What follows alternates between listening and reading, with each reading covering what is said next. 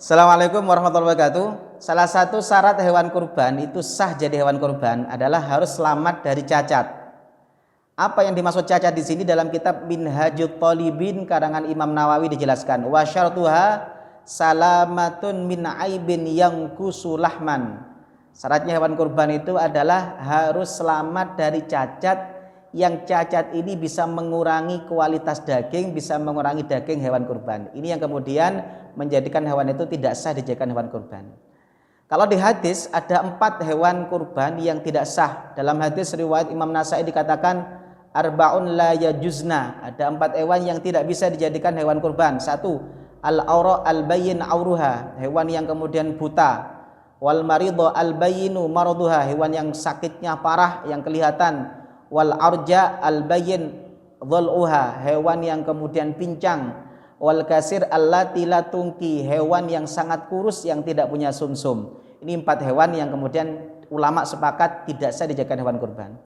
Kalau kita melihat kitab Mughnil Muhtaj, dalam kitab Mughnil Muhtaj dan kitab Al-Mawsu'ah Al-Fiqhiyah Al-Kuwaitiyah dijelaskan ada beberapa contoh hewan yang tidak sah dijadikan hewan kurban. 1. Al-amya, hewan yang buta. Yang kedua al-aura, buta sebelah. Jadi kalau ada hewan itu yang kemudian putih, kemudian dia sekiranya diginikan tidak kelihatan, berarti dia termasuk hewan yang kemudian buta, tidak sah jadi kurban. Maqtu'atul lisan, yang lidahnya terpotong.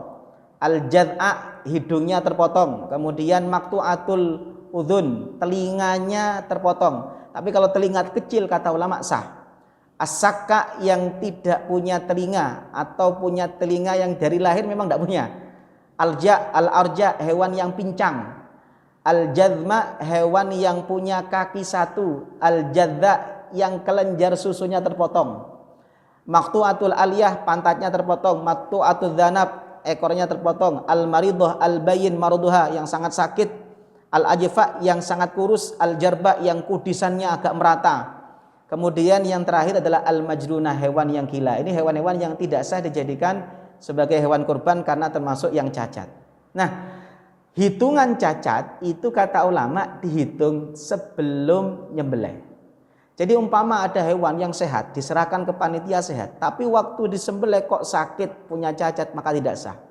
Termasuk yang tidak sah adalah kalau cacat itu terjadi ketika dirobohkan atau ketika kemudian diturunkan dari truk. Jadi ada hewan yang kemudian dari truk diturunkan dengan paksa sampai kemudian pincang sebelum disembelih, maka tidak sah. Termasuk yang tidak sah adalah pendapat yang paling kuat adalah ketika dirobohkan, karena hitungannya adalah sebelum disembelih. Dalam kitab Al-Ghurar Al-Bahiyah dikatakan fil hal, yang dianggap selamat dari cacat adalah ketika disembelih. Tasrihan bi annal ibrah bil aib al mawjudi 'inda dzabhi. Jadi cacat yang dianggap adalah cacat ketika disembelih, itu tidak boleh ada cacat. Hatta walau kanat salimatan fattarabat 'inda idja'iha lidzabhi fankasarat.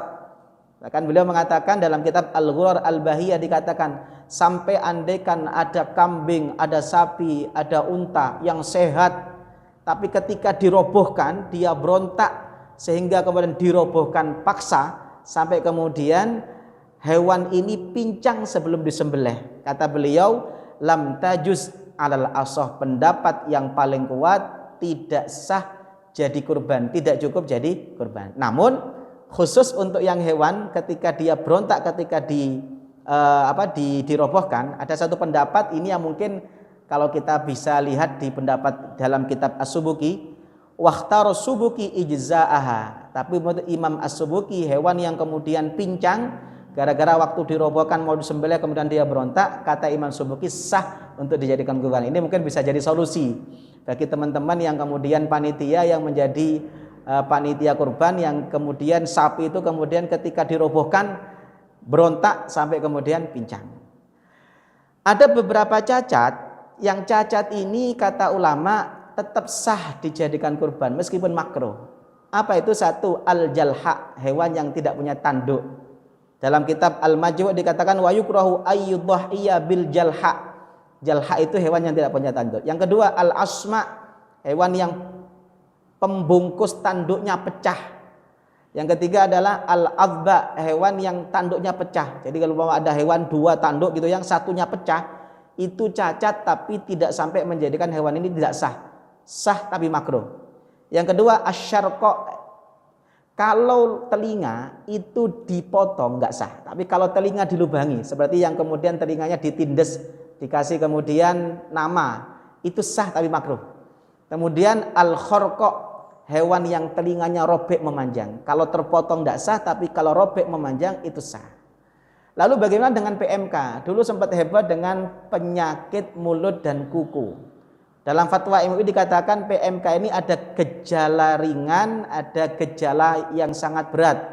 Untuk yang gejala ringan, fatwa MUI mengatakan boleh dijadikan hewan kurban kalau gejalanya tidak sampai parah. Gejala awal-awal yang ringan, untuk yang kena penyakit PMK itu diperkenankan. Semoga ini bermanfaat. Wassalamualaikum warahmatullahi wabarakatuh.